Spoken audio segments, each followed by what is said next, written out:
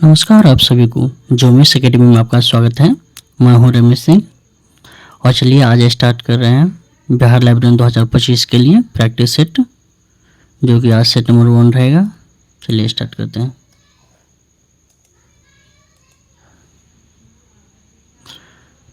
First question है, पुस्तकालय विज्ञान के 5 सूत्र किसने प्रतिपादित किए? 5 सूत्र किसने प्रतिपादित किए? Doctor SN. रंगनाथन ने। ये ऑप्शन बी हो जाएगा आंसर। देखिए, इसने 1928 में प्रतिपादित किए और 1931 में प्रकाशित किए थे अपने ये 5 सूत्र को। 1931 में प्रकाशित किए थे। किस पुस्तक में? तो ये पुस्तक का नाम था इसका 5 लॉज ऑफ लाइब्रेरी साइंस। इसमें इसने अपना 5 सूत्र को प्रकाशित किए थे। जब पूछा जाता है दोनों अलग अलग से, कब प्रकाशित किया गया, कब प्रतिपादित किया गया, तो 1928 में प्रतिपादित किया गया। अब बुक में प्रकाशित किया था 1931 में। चलिए इसका देख लेते हैं। फर्स्ट लॉ है, बुक्स आर फॉर यूज। इसका दूसरा लॉज है, every reader is her book. मतलब सभी पाठक के पास बुक होना चाहिए। सब पाठक के लिए बुक अवेलेबल होना चाहिए।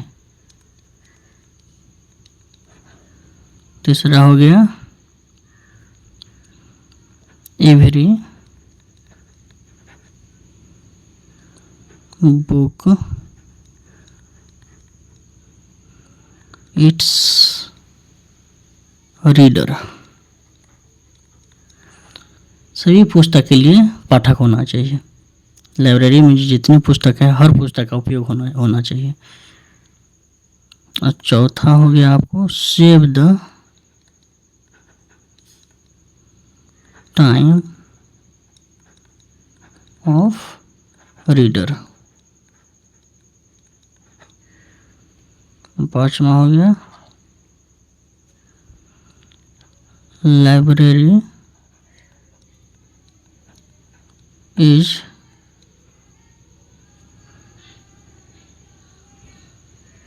a growing organism।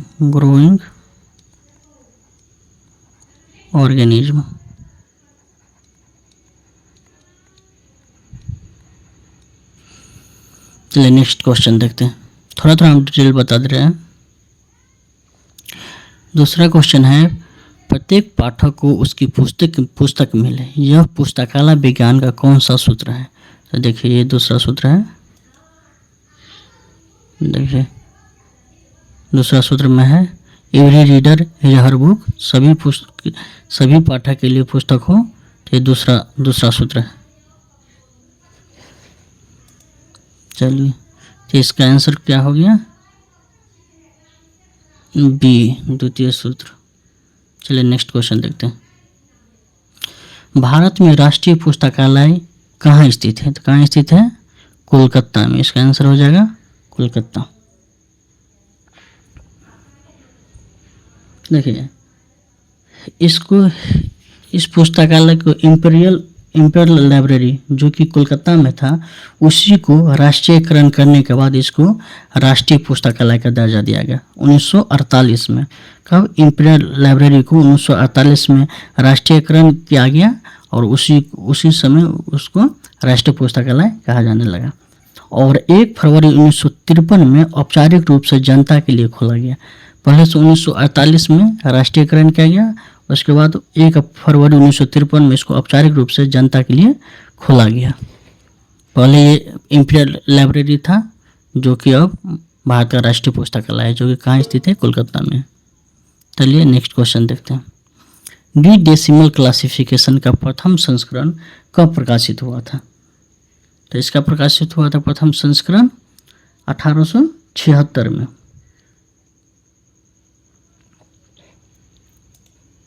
Next highlighter ले लेते हैं। हुआ था 1876 में। चलिए नेक्स्ट क्वेश्चन देखते हैं।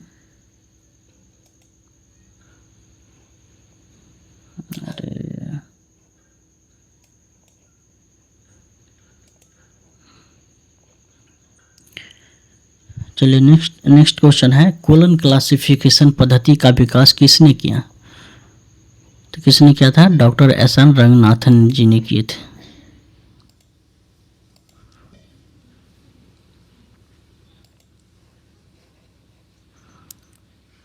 Doctor SR. रंगनाथन जी ने किए थे।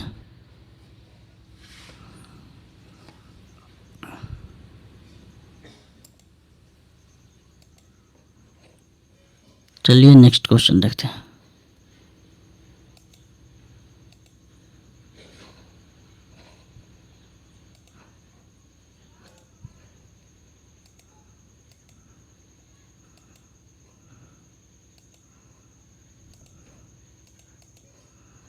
एक सेकंड।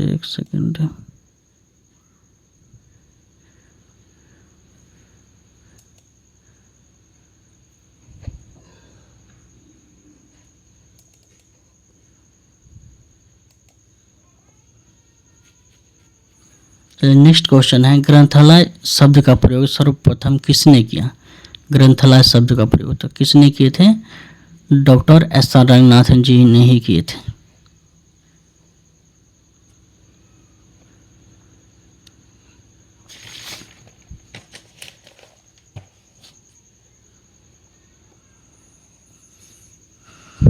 चलिए नेक्स्ट क्वेश्चन देखते हैं।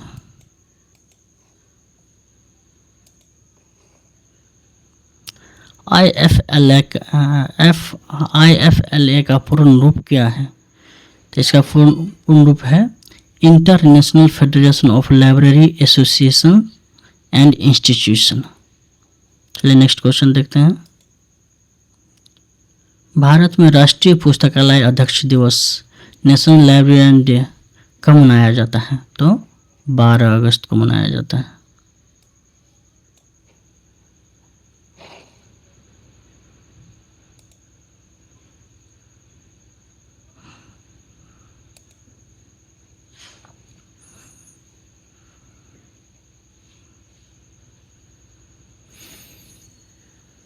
एक चीज जान लीजिए, 12 अगस्त को नेशनल लाइब्रेरियन डे मनाया जाता है, जबकि 14 नवंबर को राष्ट्रीय पुस्तकालय दिवस मनाया जाता है। लाइब्रेरी डे मनाया जाता है 14 नवंबर को, नेशनल लाइब्रेरी डे, और जबकि नेशनल लाइब्रेरियन डे मनाया जाता है 12 अगस्त को।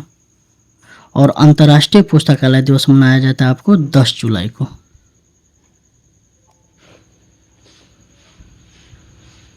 चलिए नेक्स्ट क्वेश्चन देखते हैं। OPAC के अर्थ क्या है? इसका अर्थ है ऑनलाइन पब्लिक एक्सेस कैटलॉग। देखिए, ये एक तरह से एक पुस्तकालय के संग्रह का एक इलेक्ट्रॉनिक डेटाबेस है, जिसे पाठक पुस्तकालय की होल्डिंग्स को खोजने और उन तक पहुंचने के लिए उपयोग करते हैं। यह पारंपरिक कार्ड कैटलॉग का डिजिटल विकल्प है, ओपेक।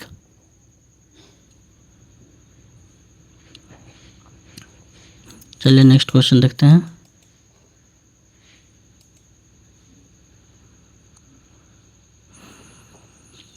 ISBN का पूर्ण रूप क्या है? इसका पूर्ण रूप है international standard book number. Answer कौन हो जाएगा? ये एक सेकेंड लेने दीजिए, ये हो जाएगा इसका आंसर। ये देखिए, ये 10 अंक का होता है। 2007 से पहले इंटरनेशनल स्टैंडर्ड बुक नंबर 10 अंक का होता था, जबकि 2007 के बाद यह 13 अंक का होने लगा। यह प्रकाशकों, पुस्तक विक्रेताओं, पुस्तकालयों और अन्य लोगों द्वारा पुस्तकों की पहचान, ऑर्डर और प्रबंधन के लिए उपयोग किया जाता है। चलिए नेक्स्ट क्वेश्चन देखते हैं। यूनेस्को का मुख्यालय कहाँ स्थित है? तो इसका आंसर हो जाएगा आपको फ्रांस की राजधानी पेरिस।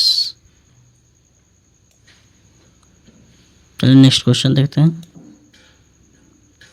पुस्तकालय एक संवेदनशील संस्था है, यह पुस्तकालय विज्ञान का कौन सा सूत्र है? तो पुस्तकालय लाइब्रेरी या गुरिंग ऑर्गेनिज्म पीछे क्वेश्चन में बताए थे, ये पंचम सूत्र है। ये आंसर हो जाएगा सी, पंचम सूत्र। चलिए नेक्स्ट क्वेश्चन देखते हैं। संदर्भ सेवा रेफरेंस सर्विस को दो प्रकारों में किसने विभाजित किया? अल्पकालिक रेडी रेफरेंस और दीर्घकालिक और लॉन्ग रेफरेंस किसने विभाजित किया था? तो मार्गरेट हचिंस ने। किसने किया था? मार्गरेट और हचिंस ने। चलिए नेक्स्ट क्वेश्चन देखते हैं। AACR2 का पूर्ण रूप क्या है? इसका पूर्ण रूप है Anglo American cataloguing rules second edition. चलिए नेक्स्ट क्वेश्चन देखते हैं। किस भारतीय राज्य में सबसे पहले सार्वजनिक पुस्तकालय अधिनियम पारित किया गया? सबसे पहले किया गया था तमिलनाडु, मद्रास में। उस टाइम मद्रास कहा जाता था, तमिलनाडु सबसे पहले।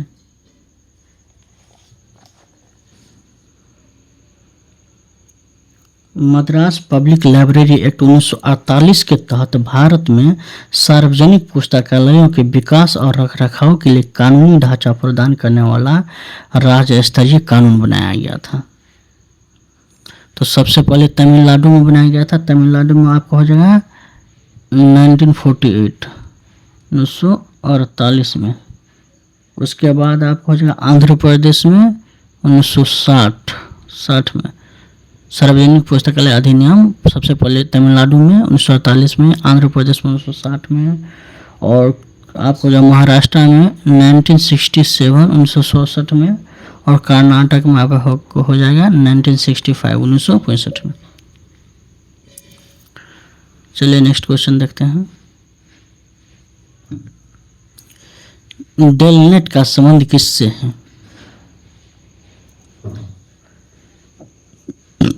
तो किससे? डेलनेट का पुस्तकालयों का नेटवर्क से है डेलनेट का संबंध। चलिए नेक्स्ट क्वेश्चन देखते हैं।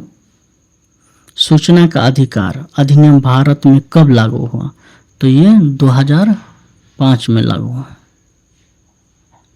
2005 में। यह अधिनियम जो था ना, ये भारतीय नागरिकों को सरकारी निकायों और सार्वजनिक प्राधिकरणों से जानकारी प्राप्त करने का मौलिक अधिकार प्रदान किया, जिसने शासन में पारदर्शिता और जवाबदेही बढ़ाई गई। पुस्तकालय विशेष रूप से सार्वजनिक और सरकारी वित्तपोषित पुस्तकालय इसके अंतर्गत आते हैं, इस अधिनियम के अंतर्गत आते हैं, जिसमें नागरिकों को जानकारी प्रदान करने के लिए बाध्य किया गया। चलिए नेक्स्ट क्वेश्चन देखते हैं। DDC के 23वें संस्करण में कितने वॉल्यूम है? तो कितने वॉल्यूम है? 4 वॉल्यूम है।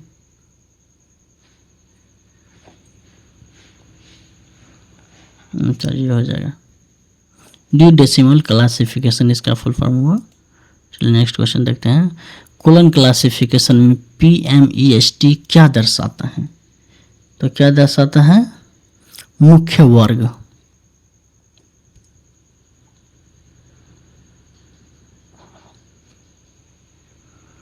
नेक्स्ट क्वेश्चन देखते हैं।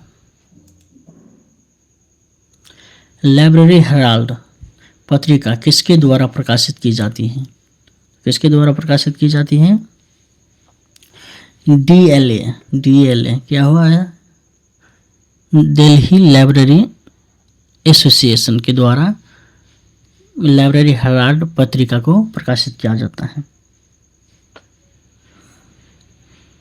लाइब्रेरी हेराल्ड एक त्रैमासिक शोध पत्रिका है जो पुस्तकालय और सूचना विज्ञान के विभिन्न पहलुओं पर लेख प्रकाशित करती है। दिल्ली लाइब्रेरी एसोसिएशन की स्थापना 1939 1939 में हुआ था। 1939 1939 में। चलिए नेक्स्ट क्वेश्चन देखते हैं। शेड्यूल ऑफ क्लासिफिकेशन किस वर्गीकरण पद्धति का भाग है? किस वर्गीकरण पद्धति का भाग है? तो ड्यू डेसिमल क्लासिफिकेशन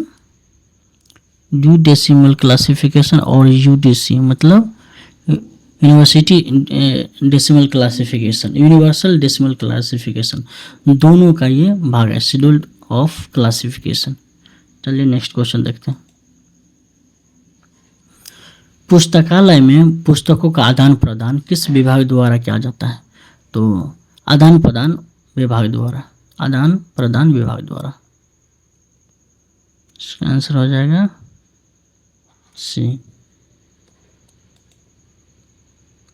राजा राम मोहन राय लाइब्रेरी फाउंडेशन की स्थापना किस वर्ष हुई थी? तो इसका आंसर हो जाएगा आपको 1972, 1972 में हुआ था। चलिए नेक्स्ट क्वेश्चन देखते हैं। मार्ग का पूर्ण रूप क्या है?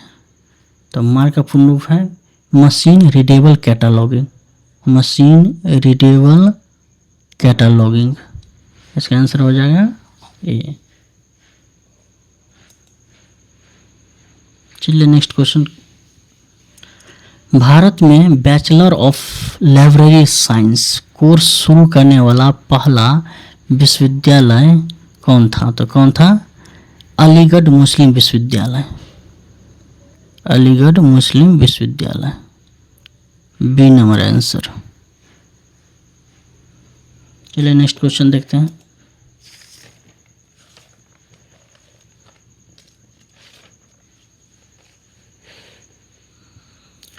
एनसाइक्लोपीडिया ब्रिटानिका का प्रकाशक कौन है? कौन प्रकाशक है? C number, encyclopaedia Britannica inc इसका प्रकाशक है। वह प्रणाली जिसमें पुस्तकें पाठकों की फीडबैक के अनुसार सूचीबद्ध रखी जाती है क्या कहलाती है?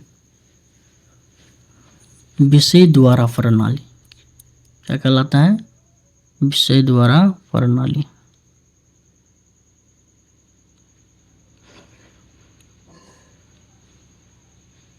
चलिए नेक्स्ट क्वेश्चन देखते हैं। पुस्तकालय उपकर लाइब्रेरी सेस किस प्रकार के पुस्तकालयों के लिए आय का एक प्रमुख स्रोत है? तो सार्वजनिक पुस्तकालय के लिए, इसके लिए सार्वजनिक पुस्तकालय के लिए पुस्तकालय उपकर लाइब्रेरी सेस एक तरह से कर है, सेस है, जो कि बहुत सारा कर एकत्रित करके और सार्वजनिक पुस्तकालय को एग्जीक्यूट करने में, इसको चलाने में उपयोग किया जाता है। चलिए नेक्स्ट क्वेश्चन देखते हैं। यूडीसी का विकास किसके द्वारा किया गया? यूनिवर्सल डेसिमल क्लासिफिकेशन का विकास किसके द्वारा किया गया था? तो पॉल ऑटलेट और हेनरी फाउंटेन के द्वारा। क्वेश्चन आंसर होगा ए, पॉल ऑटलेट और हेनरी लॉ फाउंटेन के द्वारा। चलिए नेक्स्ट क्वेश्चन देखते हैं। National mission on libraries Bharat सरकार द्वारा किस वर्ष शुरू किया गया था? तो शुरू किया गया था आपको 2014 में।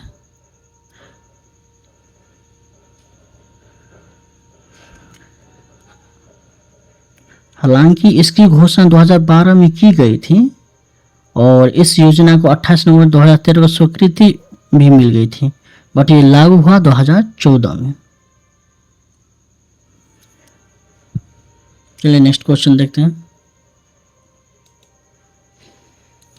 इनफिनिट का मुख्यालय कहाँ है? तो यह है गुजरात की राजधानी गांधीनगर में।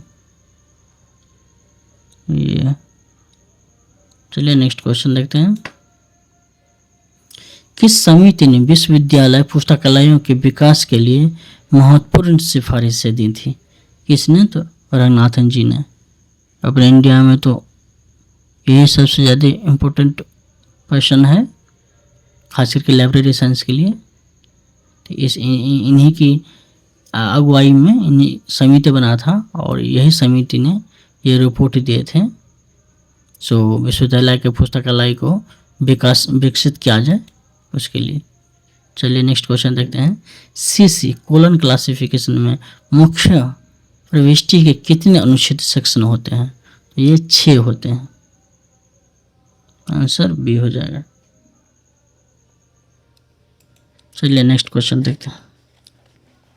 भारत में इंपीरियल लाइब्रेरी की औपचारिक स्थापना कब हुई थी? तो कब हुई थी इसका? 1891 में। कब हुआ था? 1891 में। 1836 में हुआ था कोलकाता पब्लिक लाइब्रेरी, ये कोलकाता पब्लिक लाइब्रेरी, और 1891 में इसका औपचारिक हुआ था। और देखिए 1903 में इसको जनता के लिए खोल दिया गया था, जनता के लिए खोल दिया गया था, और 1948 में इसका राष्ट्रीयकरण कर दिया गया था। देखिए ये 1836 में कोलकाता पब्लिक लाइब्रेरी था, उसको मर्ज यूज कर करके इसको 1891 में इंपीरियल लाइब्रेरी की स्थापना किया गया 1891 में, और 1903 में इसको जनता के लिए खोला गया, और 1948 में इसका राष्ट्रीयकरण करके भारत का राष्ट्रीय पुस्तकालय घोषित किया गया, जो कि कोलकाता में स्थित है। चलिए नेक्स्ट क्वेश्चन देखते हैं। कॉपीराइट अधिनियम भारत में किस वर्ष लागू हुआ था? तो ये हुआ था आपको 1958 में, 1958 में। चलिए नेक्स्ट क्वेश्चन देखते हैं। वह व्यक्ति जो पुस्तकालय का उपयोग करता है क्या कहलाता है? तो जो पुस्तकालय का उपयोग करेगा वो आपको पाठक उपयोगकर्ता कहलाएगा। तो सिंपल क्वेश्चन है। चलिए नेक्स्ट क्वेश्चन देखते हैं। पुस्तकालय स्वचालन का क्या अर्थ है? पुस्तकालय स्वचालन का अर्थ है कंप्यूटर का उपयोग, लाइब्रेरी ऑटोमेशन इसको बोला जाता है। तो उसमें जब कंप्यूटर का जब से उपयोग होने लगा उसी को पुस्तकालय स्वचालन, मतलब खुद से स्वचालन होता है, मतलब पुस्तकालय के लिए स्पेशल सॉफ्टवेयर बनाया जाता है, जिसमें जैसे कैटलॉगिंग पहले फिजिकल रूप में कार्ड होता था, अब उसको डिजिटली यूज किया जाता है, डिजिटली हर चीज़ कंप्यूटर के द्वारा संचालित किया जाता है, उसी को पुस्तकालय स्वचालन कहा जाता है। चलिए नेक्स्ट क्वेश्चन देखते हैं। ILA की स्थापना किस वर्ष हुई थी? इंडियन लाइब्रेरी एसोसिएशन, इसकी स्थापना कब हुआ था? 1933 में, 1933 में।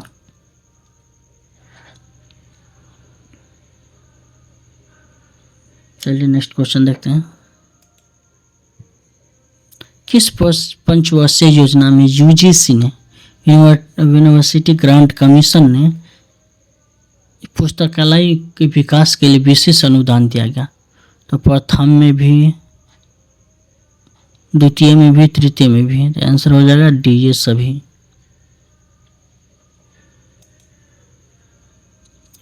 इंडेक्स इंडिया का प्रकाशन कौन करता है? इंडेक्स इंडिया का प्रकाशन तो ये करता है राजस्थान विश्वविद्यालय पुस्तकालय। आंसर हो जाएगा ए नंबर। चलिए नेक्स्ट क्वेश्चन देखते हैं।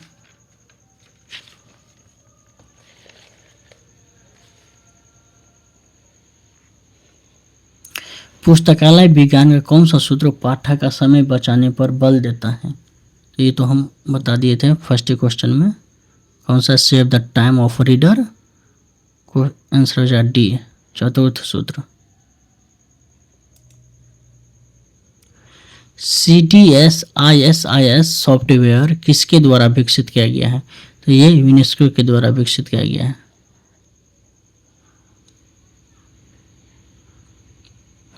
चलिए नेक्स्ट क्वेश्चन देखते हैं। भारत का राष्ट्रीय चिकित्सा पुस्तकालय नेशनल मेडिकल लाइब्रेरी कहाँ स्थित है? तो ये न्यू दिल्ली में स्थित है। चलिए नेक्स्ट क्वेश्चन देखते हैं। रंगनाथन द्वारा प्रतिपादित पुस्तक चयन के सिद्धांत कौन से हैं? तो ये है आपका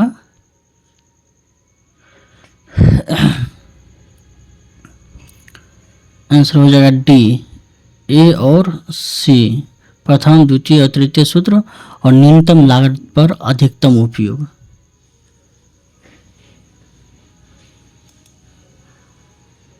चलिए next question. Intellectual property right किससे संबंधित है?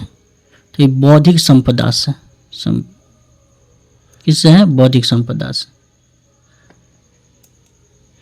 चलिए खत्म हुआ। देखिए ये प्रैक्टिस सेट करवा रहे हैं, प्रैक्टिस सेट का पूरा सीरीज चलेगा, तो इसमें ज़्यादा डिटेल नहीं बताएंगे, इसमें केवल क्वेश्चन आंसर होगा, और जब तक एग्ज़ाम हो तब तक ये प्रैक्टिस सेट चलता रहेगा। चलिए देखने के लिए धन्यवाद। अब नेक्स्ट वीडियो लाएंगे सेट नंबर 2।